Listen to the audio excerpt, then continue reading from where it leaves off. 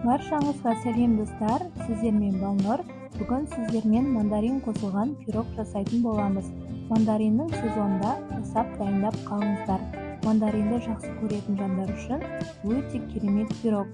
Дәмі бір ерекше, өте жұп-жұмсақ, нәзік пирог. Міндетті түрде видеоны соңына дейін қарап, лайк, комментарий қалдыруды ұмытпаңыздар.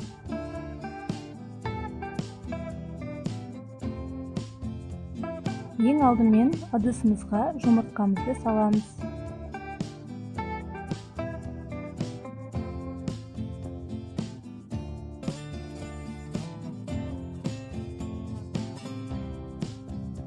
Үстіне қант салып, жақсылап ағарғанша араластырамыз.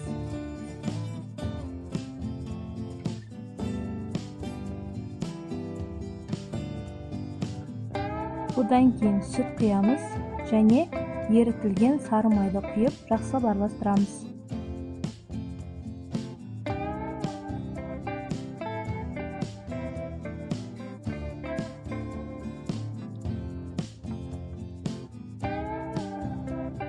Араластырып болғаннан кейін ванильный сахар қосып, тағы да араластырамыз.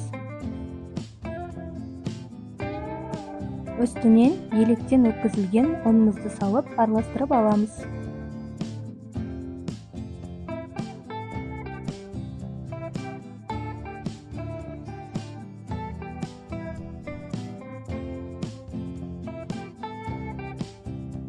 Бізде осындай сұйық масса шығуы керек. Мандариндерімізді ашып дайындаймыз. Мандариннің тәттісін алуға кеңес беремін.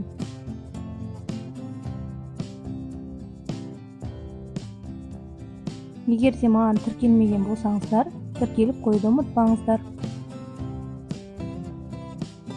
Мандариндерді тазалап болып, осылай дөңгелек етіп турап аламыз.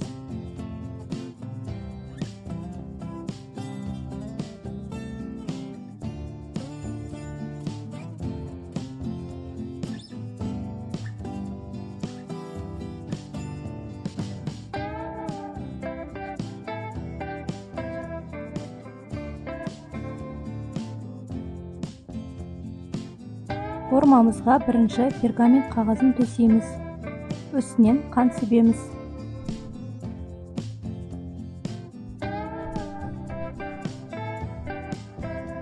Мандариндерімізді формамызға орналастырып шығамыз.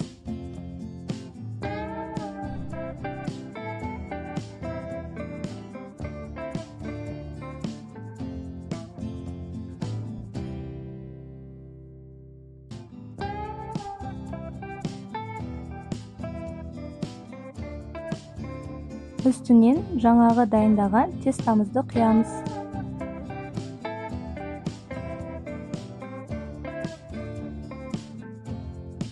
градуста қызған пеште жарты сағаттай пісіреміз.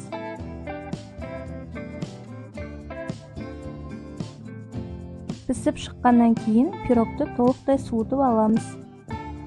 Және де формадан босатып, бетіндегі пергамент қағазын алып тастаймыз.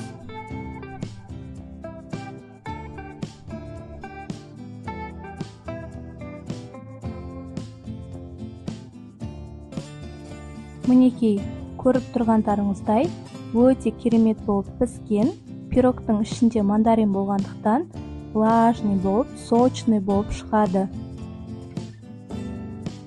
Сіздер де жасап көріңіздер, толықтай ұнайтынына сенімдімін. Назарларыңызға рахмет. Сіздермен болған Балнұр.